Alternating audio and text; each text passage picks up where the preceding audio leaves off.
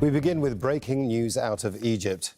A huge fire has engulfed the security directorate of the city of Ismailia. It's on the west bank of the Suez Canal. Now, there are reports of casualties. These are recent pictures of the fire in full blaze. A number of people are believed to be trapped inside. Now, Ismailia is one of the key cities overlooking Egypt's Suez Canal, a vital waterway between Asia and Europe that sees about 10% of the world's maritime trade.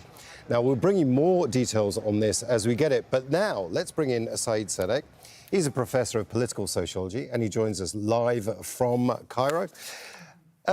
Professor Said, thank you for joining us. Whatever the reason for this fire, the fact that it's happened at a security directorate is going to be alarming for the Egyptian government, right? Of course, because it also comes after an incident that happened in El Arish on the 31st of July, a very mysterious incident in which some security personnel were killed.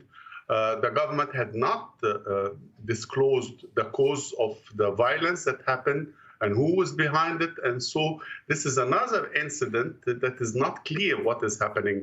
The headquarters of the Ismailia security is isolated in the city, so it's not adjacent to any public building or museum or anything.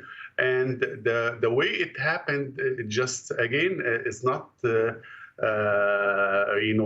reassuring, because it doesn't look like just an incident, somebody's cooking. This is a very complicated fire. And what we know is that inside this building, you always have recruits, you have officers, and it happened very early in the morning. So most likely you will have a very high toll of victims resulting from that incident. So far, the government had not cleared what is the cause of this fire and what happened, but we now understand that hospitals in Ismailia have been on alert because they are expecting some casualties. We don't know how many dead and how many would be wounded. It's too early, because this happened very early in the morning, and that also shows that it could have a very high level of high toll of victims. Said, let's just talk about the Egyptian government right now. It's always been very tight-lipped when it comes to security. And as you just mentioned there have been a couple of incidents in recent months, including this one, that the Egyptian government haven't really released that kind of detail on. Do you think they'll be under any kind of pressure to release details, or do you think they'll keep to the strategy of remaining tight-lipped?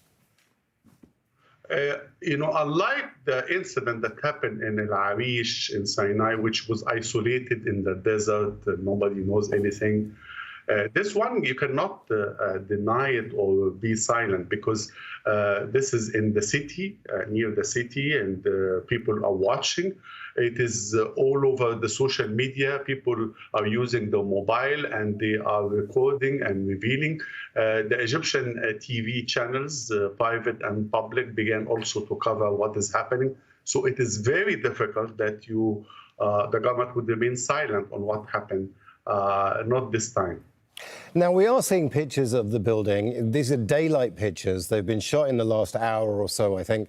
The building is still smoking. This was a huge fire.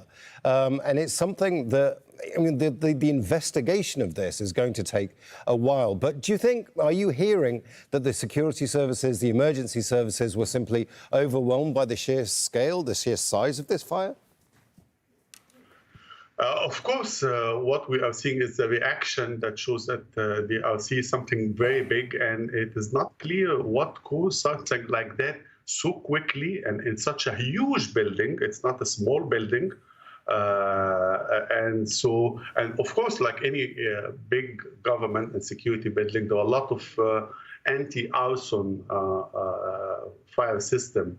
Why it didn't work, why this is so big. Again, this has to wait until there is a public investigation. If they reveal what is happening, then we will know what really happened. Lots of unanswered questions there. Professor Said Sadek joining us from Cairo. Thank you so much.